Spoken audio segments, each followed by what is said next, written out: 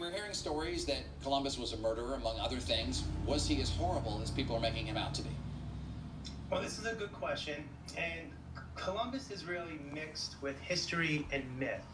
And it's really difficult to know who the real Columbus was.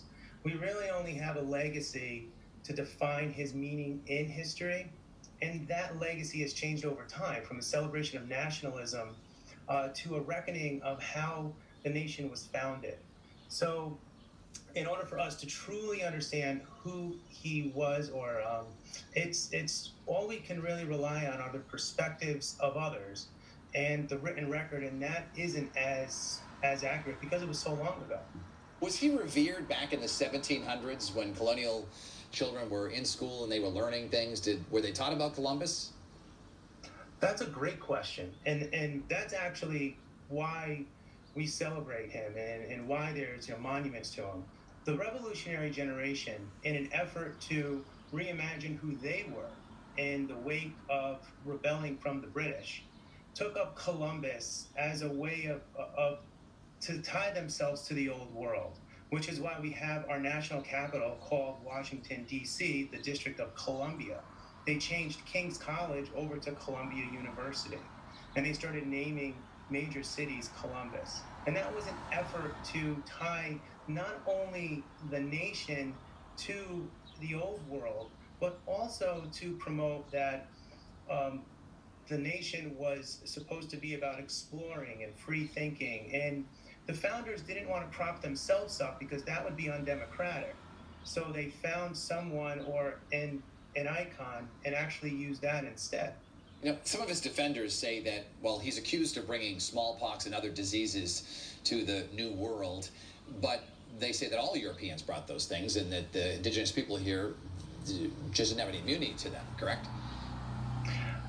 That is correct. There's actually this great thing that I do with my students where we sort of ask the question, why wasn't it reversed? Why didn't the indigenous people bring disease back to the old world, for lack of a better term?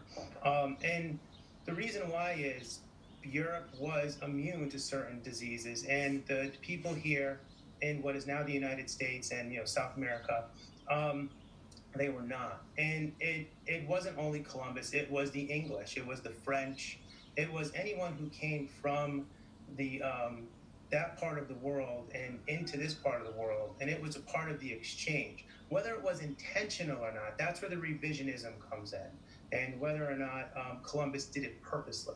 No. So they're bringing down statues, but yet they're keeping Nobody street did names. it There's a Columbus purposely Boulevard in in those Hartford. days. There's another one in New Britain. You mentioned ridiculous. Columbia University and all these other, Columbus, Ohio. Where do we go from here? Do you see these names changing? It could. I mean, when you look at the history of the United States, first of all, I feel like we're in the midst of a revolution in itself, trying to understand who we are as a nation and reimagining the American identity. What does it mean to be an American? What does it mean to be a part of the United States? And part of that narrative is what's going on around us right now. We're constantly changing who we are and how we address issues. We could change street names. We could even change Columbia University over to something else. But I don't think that's a bad thing. I think it's indicative of the times that we are in right now. And we shouldn't disclude Columbus from the historical narrative. He still needs to be a part of where we came from, but it also needs to underscore where we're going and where we hope the United States will move from here, especially in light of everything that's happening right now. It's difficult to predict the future, but as you look at other historical figures who are now being looked at in a different prism, Thomas Jefferson owned slaves, George Washington owned slaves. Do you see other historical figures perhaps facing the same consequences as Columbus is today? I do, because once again, I believe that we are changing who we are as a nation, and that change is consistent within our whole history. And while we have a lot of bad in our history when it comes to certain people and certain events, we also have a lot of optimism and a lot of good things that we founded this nation on. And I think from all of this horrible tragedies that have happened in the last few weeks, it's my hope that as we move forward, we change how we do things. We We change the historical narrative, and that's a part of history. That's what we're experiencing right now. We are in the throes of history. I've been saying this to my students, and we should pay attention. And we might be changing how we look at Washington and Jefferson, and that's okay. That's part of the narrative. Do you see that happening, where perhaps Washington statues will be coming down and Jefferson statues will be coming down? That's hard to imagine, and I only say that because Washington is he's a bigger icon than Columbus, in my opinion. And the irony of the whole thing is that Washington and Jefferson didn't want to be an icon at all. They actually were happy that Columbus was the person who everyone looked to.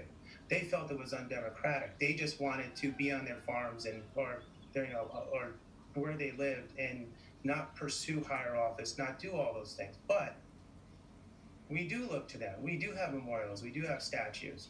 I don't know, to be honest with you, but I do think we're going to start to rethink how we talk about them, and I think that's important.